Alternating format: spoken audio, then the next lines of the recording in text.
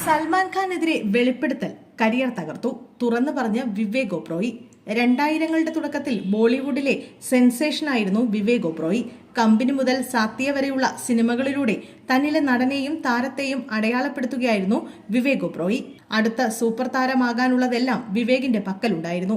കഴിവും സൗന്ദര്യവും എവിടെ ചെന്നാലും ഒരുമാത്ര കാണാൻ ഓടിക്കൂടുന്ന വലിയൊരു ആരാധക വൃന്ദവും.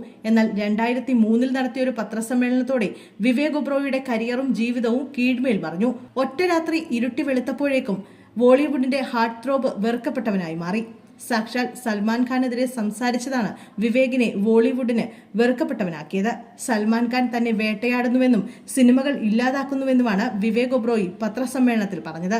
തന്റെ കാമുകിയും സൽമാന്റെ മുൻ കാമുകിയുമായ ഐശ്വര്യ റോയി സൽമാനിൽ നിന്നും നേരിടേണ്ടി വന്നതിനെക്കുറിച്ചും വിവേക് അന്ന് വെളിപ്പെടുത്തി.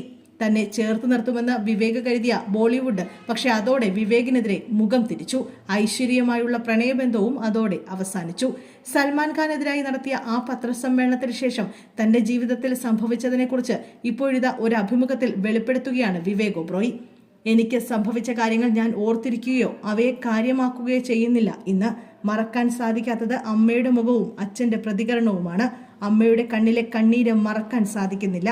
അതും മറക്കാനായിരുന്നു ശ്രമം. ആ ഓർമ്മകൾ കൂടുതൽ നെഗറ്റീവ് ചിന്തകളാണ് നൽകിയിരുന്നത്, വിവേക് ഒബ്രോയി പറഞ്ഞു. ഒരു ഘട്ടത്തിൽ എല്ലാവരും എന്നെ ബോയ്ക്കോട്ട് ചെയ്യാൻ തുടങ്ങി. എനിക്കൊപ്പം ജോലി ചെയ്യാൻ ആരും തയ്യാറായിരുന്നില്ല. നേരത്തെ തന്നെ ഒപ്പിട്ട സിനിമകളിൽ നിന്ന് പോലും എന്നെ പുറത്താക്കി.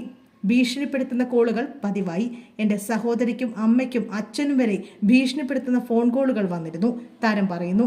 അന്നത്തെ വിവാദങ്ങൾക്കിടെയാണ് വിവേകും ഐശ്വര്യയും പിരിയുന്നത്. ഇരുവരും പിന്നീട് തങ്ങളുടെ ജീവിത പങ്കാളികളെ കണ്ടെത്തിയെങ്കിലും ആ സമയം അതിജീവിക്കുക വിവേക് ഒബ്രോയിക്ക് വലിയ കടമ്പയായിരുന്നു. അതിനു പുറമെ എൻ്റെ വ്യക്തിജീവിതം ആകെ തകർന്നു. ഞാൻ വിഷാദ രോഗിയായി. എല്ലാ മമ്മാസ് ബോയ്സിനെയും പോലെ ഞാനും അമ്മയുടെ അടുത്ത് ചെന്നിരുന്ന് കുറെ കരഞ്ഞു. എന്തുകൊണ്ട് ഞാൻ എന്ന് ചോദിച്ചുകൊണ്ടേയിരുന്നു. നീ അവാർഡുകൾ നേടുമ്പോഴും സിനിമകൾ ചെയ്യുമ്പോഴും ആരാധകർ പിന്തുടരുമ്പോഴും ആ ചോദ്യം ചോദിക്കാറുണ്ടോ എന്നായിരുന്നു അമ്മയുടെ പ്രതികരണം എന്നാണ് വിവേക് ഒബ്രോയി പറയുന്നത്. നീണ്ടൊരിടവേളയ്ക്ക് ശേഷം വിവേക് ഒബ്രോയി തിരികെ വരുന്നത് വില്ലൻ വേഷങ്ങളിലൂടെയാണ്.